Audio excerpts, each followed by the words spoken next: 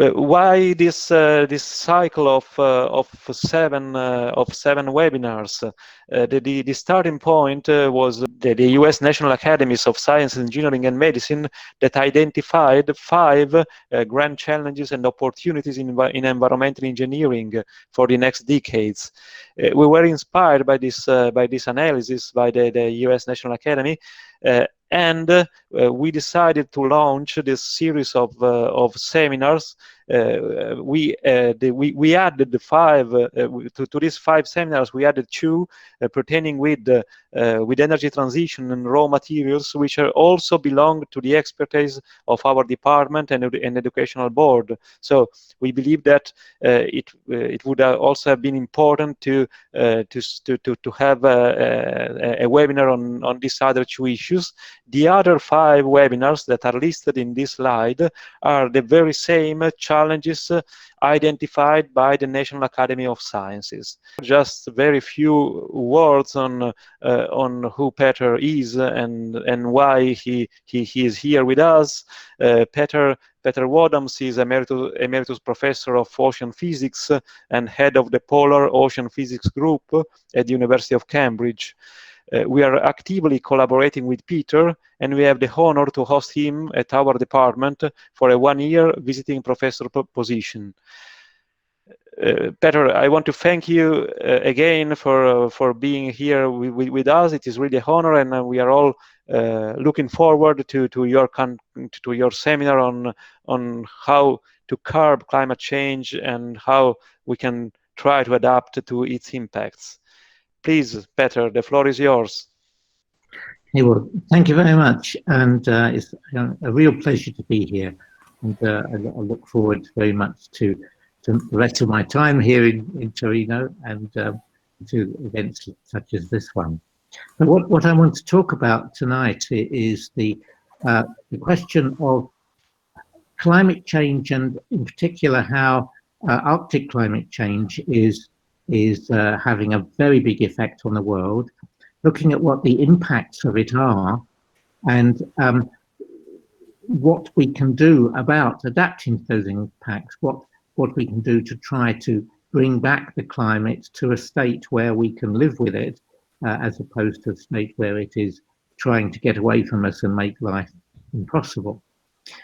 So I'll start by talking about the Arctic and Arctic sea ice. But the next slide, please. And some of this is based on my book called, which in English was called Farewell to Ice, and the Italian is Addio ai ghiacci. And I should say, for any German speakers here, as of yesterday, the German edition of this book came out, and it's called Abschied von Eis, published by Springer. Now, the Arctic, ever since the end of the Ice Age, 15,000 years ago, sea ice remained in the Arctic Ocean, filling the Arctic. Essentially, the Europe and Asia on one side and North America on the other really were one continent, because permanent sea ice occurred filling the entire Arctic Ocean, and so at all times of year. So we thought that was going to last forever, of course, and when I was a young scientist, that's the way things looked. And if we look at this little map on the left, we see that pink line represented the average limits of sea ice in the summer, and the summer in the Arctic is September.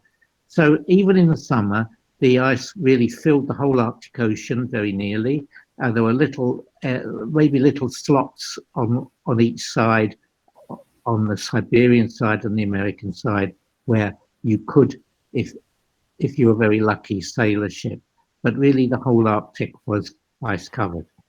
But climate change was going on, and the climate was warming up, and of course ice is very susceptible to being warmed up in that it melts, and so the sea ice was melting.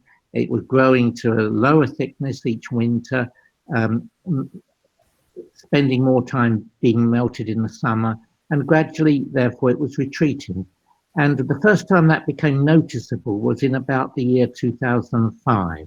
that's the small map here, which shows that in that year it would have been possible in September for a ship to sail right around the Northern Sea route. That's the area north of Siberia, to get between the Bering Sea and the Atlantic, or to sail through the Northwest Passage, which gets it from the Bering Sea to Baffin Bay. So suddenly the Arctic became more navigable in summer. Then a couple of years after that, when we looked again, a bigger change had happened. The sea ice had retreated much more, and you were left with a very big area of blue water in the Arctic Ocean. About half the area of the Arctic Ocean in summer had become water, so that if you looked at satellite pictures, you would see a blue mass at the top end of the planet instead of white everywhere. We changed the appearance of our planet, and that's possibly the first big change that we made to the appearance of our planet due to our own actions. Obviously, we didn't intend to do it, but we did by putting carbon dioxide into the atmosphere. And then that retreat continued, and by the year 2012, we were into a new low extent of sea ice in the summer. The black is the way things used to be in the 1970s. The yellow is 2007, and then we look at 2012, we find the ice has retreated even further and was down to a new low record. So clearly we see the ice moving downwards in area in the summer, and eventually there's no doubt that it's going to disappear. Not only is it smaller in area, but it's very much thinner. And this is the way the ice used to be in the 1970s when I was first working up there. It's really rugged. It's called multi-year ice. It lasts many years. It grows in the winter. It melts a little bit in the summer, but then grows thicker again in the winter. So it really looks a bit like the Grand Canyon, with these huge masses of ridged ice and the canyons of water in summer. It's really, really very difficult to walk over this, and explorers had a lot of trouble getting across the ice and certainly breaking through it with ships. So this was the way the ice was, but it's not like that anymore. All of this multi-year ice has gone, and what we have now is quite thin ice. If you combine the thickness of the ice, which has been going down because you're replacing this very old thick ice with younger thin ice, and the area, which is also going down as it shrinks, multiply the two together, you get the volume, and we see that the summer volume of Arctic sea ice has gone down quite dramatically. Since the end of the 1970s, 1979, it's gone down by 3/4. So the volume, and it's gone down a bit further since this graph was drawn, that there's less than 1/4 as much ice in the Arctic in summer as there was only 30 years ago. Yeah, and this change has been associated with bigger changes in the planet as a whole, and again, all connected with our the way in which we're putting carbon dioxide into the atmosphere. There's a kind of parallel, really, between the change in climate and the recent virus that we've all been suffering from. In the thing that connects them is the exponential function, and that is to say, the exponential function, things start to change slowly, and you think they're not going to change very much, and then suddenly they seem to accelerate.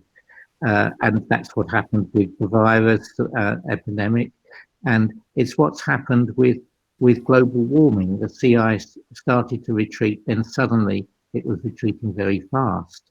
And when we look at the atmosphere, we find that we're putting carbon dioxide into the atmosphere through all of our fossil fuel burning, use of cars, burning coal, burning oil. and increasing the level of CO2. And we know that CO2 is a greenhouse gas, that is, it retains some of the heat that it ought to be re-emitted out into space is not re-emitted because it's absorbed by this layer of CO2. Now, when the Ice Age ended in 15,000 years ago, we had a level of 280 parts per million in the atmosphere. And that has been the level in between ice ages for over 1 million years. The ice ages give you a low CO2 level. It rises to 280, and that's what nature seems to want. If we're not doing anything to the world, we have a 280 parts per million. And when the first measurements were made of CO2 in the atmosphere, that was at Mauna Loa Observatory on the top of a volcano in Hawaii. That was in 1958. Then it was still only 320. It wasn't very far above the natural level. We'd only had about 100 years of burning coal and oil. But it was then rising very fast. This is an exponential rise. The rise gets faster as with time, and we're now up beyond 400 parts per million. We're up to 414, in fact, and that difference is huge because of the extra energy that is retained by that level of gas in the atmosphere, which reduces the outgoing energy into space and warms the planet. Okay, this just shows the most recent data. The zigzag is because we have a change between winter and summer, in that in summer in the northern hemisphere you have growth of plant life, and that reduces the carbon dioxide level. But we can see that the most recent data has taken us beyond any previous level of carbon dioxide. In fact, it's beyond any level that's been measured in over 500,000 years.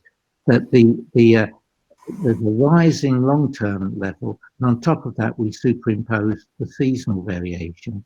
So here we are up at over 415 parts per million, up to 418, in fact. And this just shows the difference that it's a steady and well, not steady, it's exponential.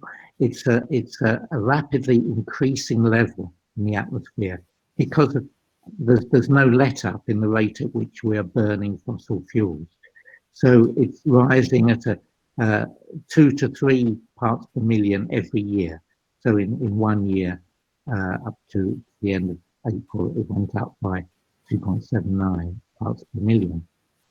So what does that do? Well, there's many effects, and there's 3 big ones I'm going to talk about because they're related to the effect of the ice. The first one is that the warming of the climate is causing the Greenland ice cap to melt and the Antarctic ice cap to melt as well. Greenland ice cap is about 3 kilometers thick. There's a massive, you would think there's a massive amount of ice there that will never melt, but in fact it is melting quite fast. It's melting now about 6 times as fast as it was a decade ago. In the past, you wouldn't see any ice in Greenland, any water in Greenland at any time of year because the top of the ice cap, being at such a high altitude, is permanently frozen. But now it melts every summer, and here's what it looked like on August the 1st last year when I was up on the top of the ice cap, and it was just coincidentally the day on which there was more melt from the ice cap than on any other day in recorded history. 12.5 billion tons of ice melted away. So it was like living amongst waterfalls, fast-flowing rivers. It didn't look like you were on top of permanent ice. So first of all the snow had melted. So we see this kind of scene. Next slide. And then we have this nasty new phenomenon called black ice, which didn't used to exist. Well, what it is that the ice cap receives snow every winter and gets thicker because of the snow, and the snow is white, of course, but the snow is subject to a certain amount of dirt, dust, and even small creatures, and that used to be okay because it's covered with white, so it reflects nearly all the radiation falling on it. But now, with the large amount of melt that's going on, the ice melts away beneath your feet. The level of the ice cap going down all the time. The ice is melting away, vanishing through holes in the ice cap, through streams and rivers, down to the sea, where it goes into the ocean, raises sea level. But what's left behind is the dirt, and so the ice cap gets darker and darker because of this, the dirt that remains. And when you start walking on that in the summer, it's not slippery at all. There's so much mud that it's not like ice. And of course, this dirt is black, and black absorbs more radiation than white. So this is accelerating the melt of the ice cap. This black ice is really treacherous stuff. So that's one consequence, and it's happening in Antarctica as well as in Greenland. We can measure both because we have satellites now, gravity satellites, that can measure the actual mass of the ice in Greenland and in Antarctica. The second threat is one that really is quite a serious one. The bottom of the Arctic Ocean, the shallow part of the Arctic Ocean off the Siberia, has got a massive amount of methane buried in the sediments in the form of methane hydrates, which are kind of solid material. And this is protected from melt by a layer of permafrost on the surface. But that permafrost is now thawing pretty rapidly because the sea ice has gone in summer, so the water itself warms up. So instead of having water at the freezing point in the Arctic Ocean at all times of year, you now have warmer water up to 7 or even 11 degrees, which I've measured in summer, and that thaws the permafrost, and that methane underneath is going to be released. And the fear is it will all come out in one big burst, which will be enough in a single go to raise the level of global warming by perhaps up to a degree. And we're already seeing huge plumes of methane coming out of the Arctic Ocean in summer. This is taken from an underwater vehicle and shows methane bubbles sitting up against the sea ice, the bottom of the sea ice. That's where they look flat. This shows the methane dredged up, and it's methane hydrate. It looks like ice, but it's not ice. The ice it's an ice structure, but it contains methane, and so it's ice which burns. If you put a light to this, it will burn. So it's remarkable stuff. So that's a big fear, and we have to try and think of a technical way in which we can stop that methane release from happening, and that's a real challenge to engineer. The third big threat, which is already happening, is extreme weather events, which we didn't used to get. I mean, there's always weather, but we've been getting more extreme weather events in the last decade, and the reasons seems to be related again to ice in the Arctic. The reason is that there's if we look at major air masses in the Northern Hemisphere, the air mass over the polar regions is very cold. The air mass over the tropics is warmer, and there's a boundary between them, which is a very strong wind blowing to the east called the jet stream, and this separates these two air masses. The trouble is, at the moment, that the Arctic air mass is growing warmer faster than the tropical air mass. So the temperature difference between the Arctic air and the tropical air is decreasing, and this is weakening the strength of the jet stream. So as the jet stream weakens, it goes from being nearly a straight line, to becoming a very, very meandering line, a bit like a river flowing over a flat plain. And when it meanders like that, it means that some of the polar air mass can get down to lower latitudes, like this one here can get down to eastern coast of North America, of America. And here we have a tropical air mass getting up to a northern latitude, getting up to Canadian prairies. This whole mass of undulating jet stream gradually shifts around the world and brings the whole world an alternation of extremely hot and extremely cold conditions. And we've known that in Europe. We've had extreme cold spells, extremely hot spells, more than we used to get before this effect became a big one. Unfortunately, the places where that's happening, where the cold air is getting too far south and the warm air is getting too far north, correspond to the mid latitudes of the northern hemisphere. And if we look at this map of crop production, food production, it's most of our food, or a lot of our food, is grown in the mid latitudes of the northern hemisphere, in Canada, the US, Europe, Ukraine, Russia. And when you have an extreme event, a cold spell or a hot spell, it really interferes with crop production, and is when we're so dependent on, with our population increasing so fast, we're dependent on crop production in northern hemisphere locations. It's really a serious problem when we have more and more of these extreme weather events. Yeah, and to try to measure this, the World the Food and Agriculture Organization of the UN introduced a food price index in the year 2000 at 100, which was the average price of food throughout the world. That's a difficult average to come to, but they did it. And it started to rise very rapidly, exponentially, until by 2008 it was over 200. So food was more than twice as expensive in 2008 as it was in 2000. And it went down a bit and then it went up again to a high level still. And it's still going up, or it's still going down a little bit and going up a lot.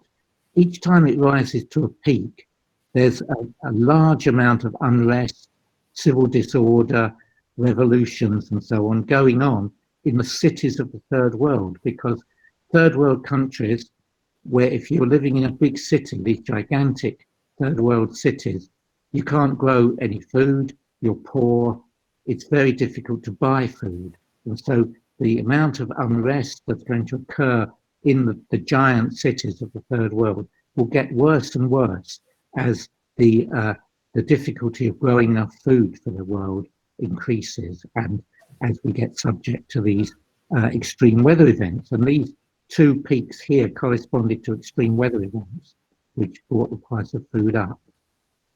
So that's a big problem. What are we going to do about it?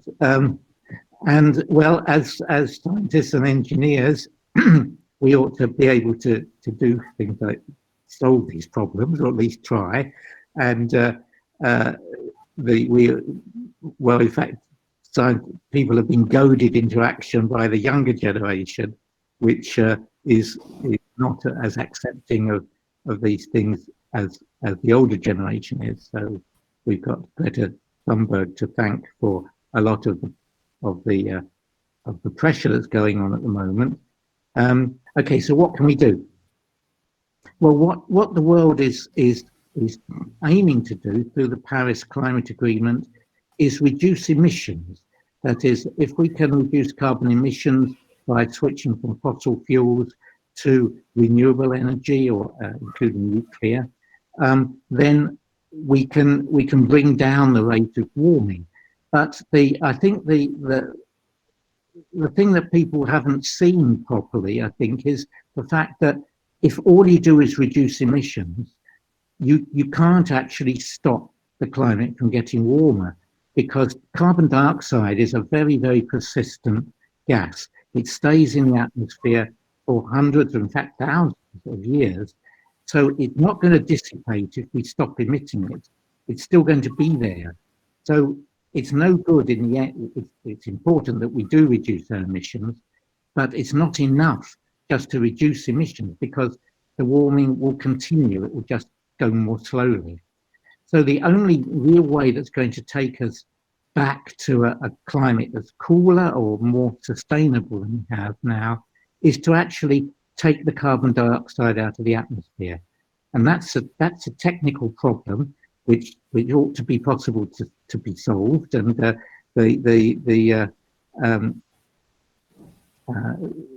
Politecnico of Torino is one of the many organizations in the world that's working on this. So the way to do it is called direct air capture. You pass air through over an absorber, take out the carbon dioxide and do something with it, because we're putting in 42 billion tons of carbon dioxide into the atmosphere every year from fossil fuel burning. So we've got, if we want to get our atmosphere back to a decent level, we've got to take out 42 billion tons of CO2 and do something with it. So this is just saying the same thing. We have to do that, and we have to do it at a price that we can afford to pay, because when you put carbon dioxide into the atmosphere, it's been calculated that every ton of CO2 you put into the atmosphere causes about $40 worth of damage to the planet. That's damage to climate, damage to people's lives. That adding up all the possible climatic effects of CO2, we get into $40 a ton. I think that figure is too low, but it's the official one. And so far, the methods that we've developed for getting rid of CO2 are cost more than $40 a ton. So we have to find a way to bring that cost down. So here we have the figures. We got a gigaton is the figure that everybody uses. That's 1 billion tons. So we put in 42 gigatons a year, and we've got to get rid of it. So far, reduction of emissions hasn't made any difference. That curve that I showed from Mauna Loa doesn't show any deviation. It continues an exponential rise. So our goodwill in trying to reduce our emissions actually hasn't made much difference to our emissions. So that's why it becomes so urgent to take the CO2 out of the atmosphere. So how is research being done? Well, at the moment, it's small scale. It ought not to be. We ought to be finding a way that works and then applying it on a very large scale and all over the world. And it will be a very expensive business, but we have to do it. But the methods that have been applied, they do work. There's no mystery here. There's no unknown science. We don't have to discover the Higgs boson to get rid of CO2. We just absorb it chemically, and then we have to find a way to dispose of what we've taken out of the atmosphere.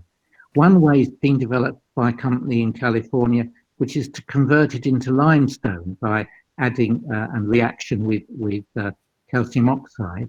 And limestone can be used as a material for construction. It can be ground up into sand and used for cement manufacture. And so it is something that people need to know. Okay, that one, and the next one after that, this shows the limestone bit. This shows the lab in California where this is being done. Next slide, please. Yeah. Okay, this shows the limestone nodules, and shows that this company actually put these nodules into concrete to make a concrete aggregate, which they use to build a new roof for San Francisco Airport. So it works.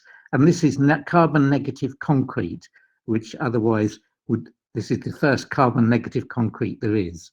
And, the other method that has been used a lot is by a company called Climeworks in Switzerland, which is to take the carbon dioxide and put it underground.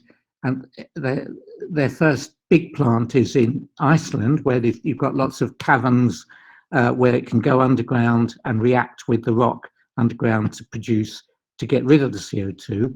But they do have a small pilot plant in southern Italy, in Apulia, where the Politecnico of Turin is starting to work with them on improving the method of getting rid of the carbon dioxide. And the way they're applying in southern Italy is to use wind energy to do the work, and to then turn it into fuel. And if you turn it into aircraft fuel, for instance, it doesn't seem a good idea to get rid of carbon dioxide from the atmosphere and then burn it again. But in fact, since you have to burn fossil fuels for an aircraft, it's a way of having zero emissions. You take the CO2 out of the atmosphere, you turn it into fuel, you burn it. So this really would benefit enormously from the kind of improvements that engineers can add to any technique. Any technique that we have, like solar energy, for instance, is very much cheaper than it used to be. And it's engineering techniques being applied to improve a process. So these processes that are in their infancy can be improved enormously by engineering research. And I'm glad to see Torino is contributing to that, and contributing in many other ways as well, that we can make a better, make removal of CO2 a better and cheaper technique, so that we can bring our climate back to a state where we can tolerate it, rather than a change which could really severely affect mankind. So that's what we hope, and in a way it's a challenge. It has to be done.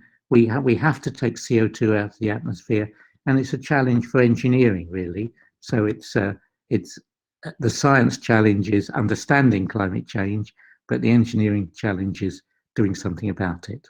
I was advertising my book at the beginning, and I'd like to advertise a film at the end called Ice on Fire. This is made by Leonardo DiCaprio, and it's a full-length film about climate change, and especially focusing on air capture of CO2, and about things like methane emissions from the Arctic. And this picture shows a scientist who's just poked his stick through a frozen lake, and methane has come up, which he's lit, and he sort of set fire to himself. So this indicates the dangers of methane emissions in the Arctic. Thanks a lot, Peter. I just leave the floor for a very quick presentation to Valentina, a flash presentation of the opportunities for environmental engineers at Politecnico, and then we will have some time for question and answers. We are collecting some questions in the chat, and we are going to ask to Peter in a few minutes. Valentina, please. Thank you, Francesco. I will steal just 2 minutes to the audience, because I guess everybody is interested in asking questions to Peter. Good evening, everyone. I am the chair of our education board, and I just would like to stress the fact that Politecnico not only is focusing on climate change in terms of research, but we think that the other pillar of development of solution is education. So in the framework of providing education on these problems, we have started last year one of our Master of Science tracks in climate change. So it is the first engineering course, master degree course, that has a specific focus in climate change in Europe. And the keywords we work on are knowledge, mitigation, adaptation, and innovation. And in these days, there are the open days of Politecnico. So if among the audience there are potential students, please visit us at our webinar of presentation, of course. And after the master program, we also have a professional postgraduate master of 1 year, which is again focused on solutions for climate change, with the participation of many major companies and industries who are interested in bringing knowledge about climate change inside their processes. And so in case you are interested in knowing more about these opportunities for education, please visit our website, and we will be glad to give you all the required information you may need. Thanks a lot, Valentina. Very quick. We have some questions for Peter. So the first one is from Alessandro Zurlo. He's asking a very interesting question. What is the buffer period for us to see mitigation actions have an effect on the Arctic ecosystem? Peter, how long does it take before our action actually will bring some benefit? Well, it seems to be the case that emission reduction is not producing noticeable benefits. I mean, the Mauna Loa curve is still unchanged, but so emissions reduction so far hasn't done anything. Although, of course, this year's emissions reductions may well have produced a blip in the data because of the shutdown. But the mitigation actions of taking CO2 out of the atmosphere, that's really, it's got to be done, but it's going to take quite a while before it's done at a level that's going to make a noticeable difference. The people are saying really, well, for about 15 years, it's going to take that long, even if we build lots of CO2 removal plants, before we can really start to bring down the level of CO2. So during that time, we would need to try and do other things. For instance, techniques to brighten clouds, or to increase the reflection from the atmosphere by putting aerosols up into the stratosphere. Something that will do a kind of sticking plaster job, an interim job to hold back warming while we develop the systems for removing CO2. Thank you, Peter. Christian Villata is asking, who should pay for the realization of these projects, in your opinion? As you are not making money out of the limestone, for example, the business model cannot be sustainable. Who should pay? Governments? Well, that's a good question. Yes, because the general view is that in Europe, if a technique is found that's cheaper than $40 a ton, in other words, that's taking CO2 out of the atmosphere at a cheaper rate than we're damaging the atmosphere, then that would be paid for out of taxation. There would be a carbon tax that would cover the cost of CO2 removal, because the Europeans are prepared to pay taxes to do this, but Americans are not. And the general view is that America will only develop these methods if they make a profit. So hence the way in which American groups are trying to turn the carbon dioxide into profitable products like limestone or fuel. That they want to be able to get back something for their investment, whereas in Europe people tend to be more prepared simply to pay tax through taxation. So next question from Enrico Lucca. He's asking if there are any nature-based solutions that can be used to capture CO2 from the atmosphere, for example, reforestation, and if this can be used at least as complementary methods for the more technology-oriented solutions. Yes, I mean there are, but unfortunately the amount of land needed is too great. I mean, it's been calculated that if you want to remove the CO2 emitted by European industry, then you'd need to add an area of forest equal to the whole area of Europe to do it. So you'd have to have a European forest, which would be the whole of Europe, just to take care of the CO2 emitted in Europe. So, and that sort of thing is not possible on a world scale, especially when some people, like the Brazilians, are busy demolishing their forests.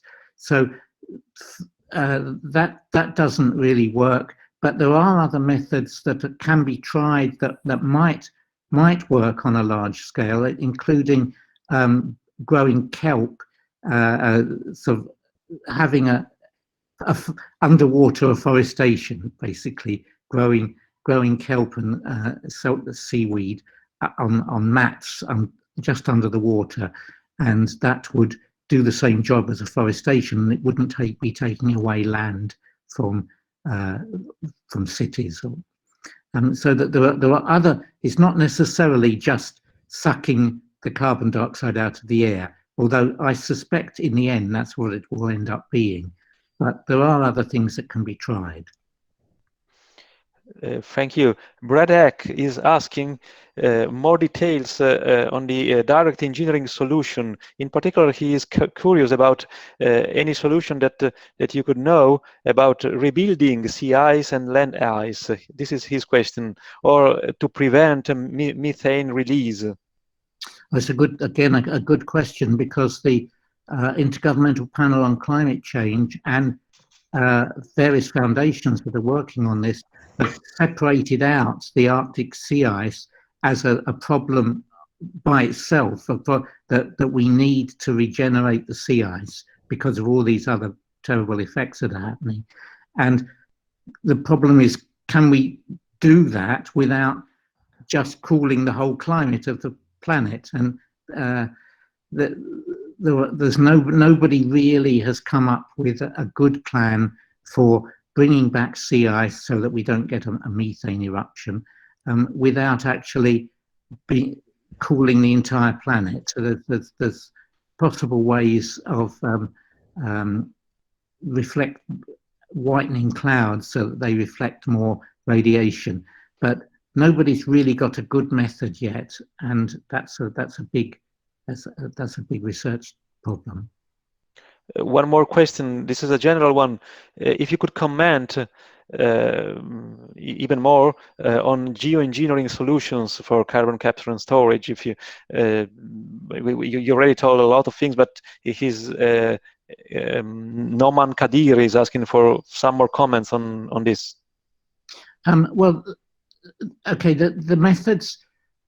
The first set of methods are where we haven't reduced CO2 yet, but we want to put a sticking plaster on climate warming. And to do that, you reflect more radiation back into space by artificial means.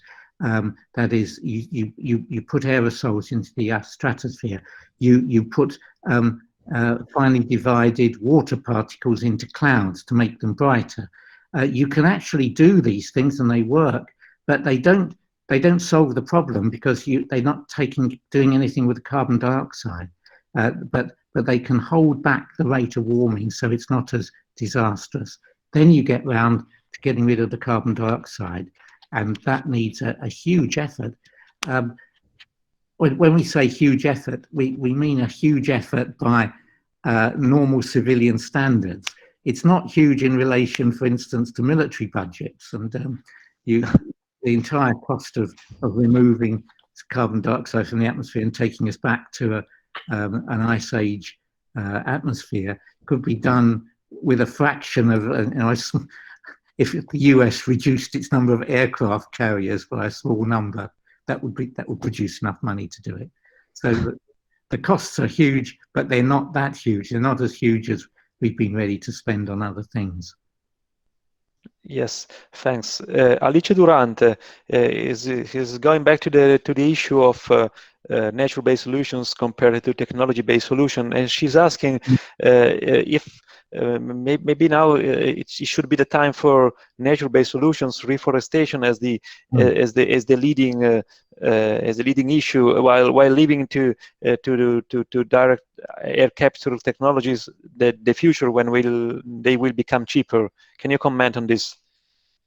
Yes, I think obviously we have to do whatever we can, and afforestation is a good thing, and this underwater afforestation is something that that people are quite keen on. That is, artificially growing huge mats of kelp.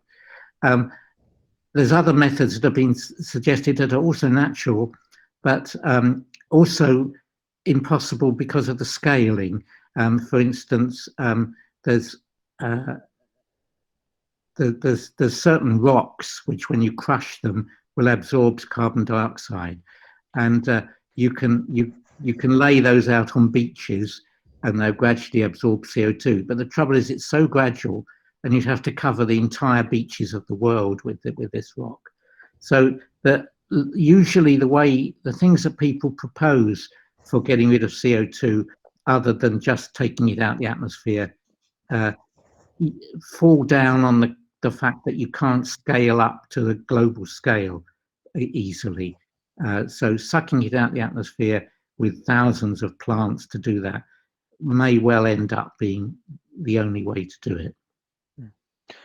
Valerio Zanghi, he has a question on the storage part of the problem, and he's asking if we have enough depleted oil reservoirs, mines, to be filled with CO2.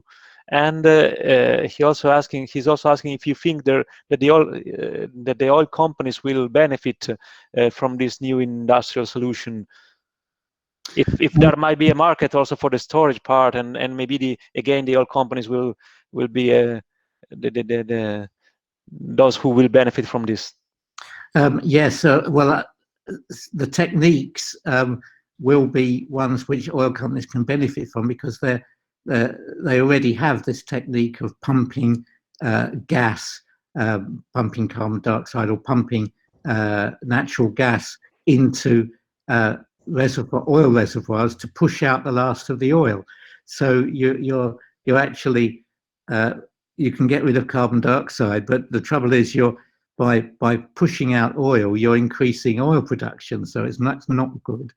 But in terms of how much space there is underground for CO2, the Climeworks thinks that in Iceland alone, or along the mid-ocean ridges, there's enough caverns which to pump all of the world's CO2 into, and it would turn into rock because of the type of rock that's down there. But other people are not so optimistic as that, and think that we'd have to find other places to put the CO2, or turn the CO2 into a rock or sand, something like that. Augustine Brenner has a very interesting question. You have been talking about CO2 capture, but what about direct methane capture? Well, that's something important that is being worked on at the moment, because of this methane threat. And the threat of a huge methane burst is a real threat, and it could happen within a very few years. It could start to happen this year. We're getting each year more and more methane plumes coming out of the Arctic in the summer. And since it's such a threat, what can we do to try and get rid of methane? And there's a couple of techniques where you can absorb methane using there's a technique called iron salt aerosols, where you spray sort of an aerosol made from a salt of iron salt over the water surface, and it will absorb methane. You can of course burn methane, because if you burn methane and turn it into carbon dioxide, which is much less of a serious greenhouse gas than methane is. Methane's more than 20 times as powerful as carbon dioxide. But we have to find something. In fact, the Italian oil company has suggested a sort of fracking method of opening caverns in the sediments under the ice, and pumping the carbon dioxide into those, and in the same way as you do in fracking on land. So that there's a lot of fertile ideas, but somebody needs to transform those ideas into reality pretty quick. Otherwise, we won't be ready for it if and when we get a big methane outbreak. Mohammad Asif, he's asking if the predictions you have been talking about are reliable, and in particular, how much will the sea will rise? If you have a comment on this. Of course, IPCC has been working a lot on reliability and uncertainty measurement, so please. Well, in fact, that's true. At the moment, the sixth assessment of IPCC is out being reviewed, and most of the reviewers who are looking at it are saying it's underestimating the amount of sea level rise, because it's tended in the past to understate sea level rise because it depends on well-established data. And the trouble is, if the world is changing rapidly, IPCC's way of working doesn't allow them to take proper account of it. So their predictions are still that the sea level rise by the end of this century will be less than a meter, and nobody thinks that's credible. All the glaciologists who work on ice say it will be at least 2 meters, maybe up to 4 meters. That makes a big difference to how we take precautions, how rapidly we add to our sea walls, what we do about flood defences that may be inadequate, like the Venice gates. What do we do? We've got to take account of what we really think is going to happen, and maybe not what IPCC tells us will happen, which is probably less than the real rate of sea level rise. So there's a big range of predictions, and so you might think maybe the higher parts of that range are too alarmist, but I would tend to think that the lower parts are too complacent, that we should be planning on things being worse than IPCC. Yeah. Peter, it's 7 p.m., but we might ask for 10 more minutes of your time, because there are some more questions popping up. So if this is fine for you, we can go ahead for 10 more minutes.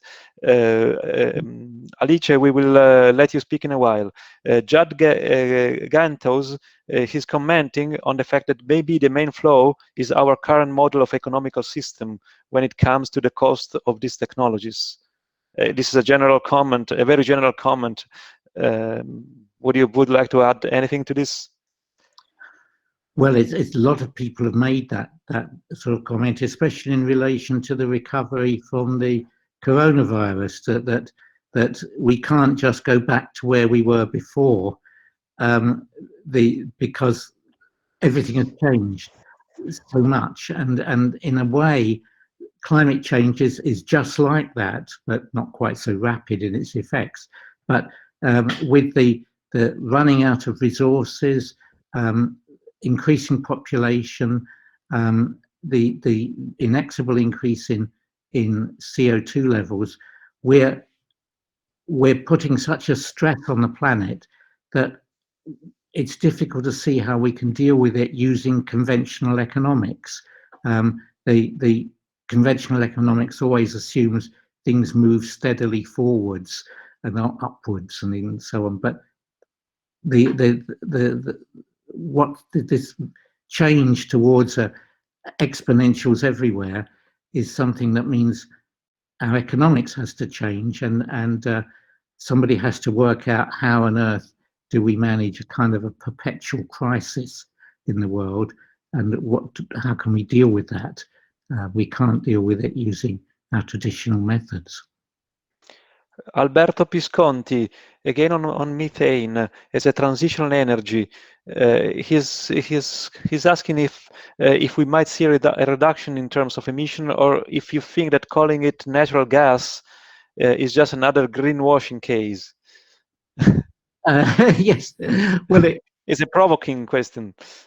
Yes, well, in a way, it is, of course, greenwash too. What people are saying, or the official government is saying, is, well, it's a transition.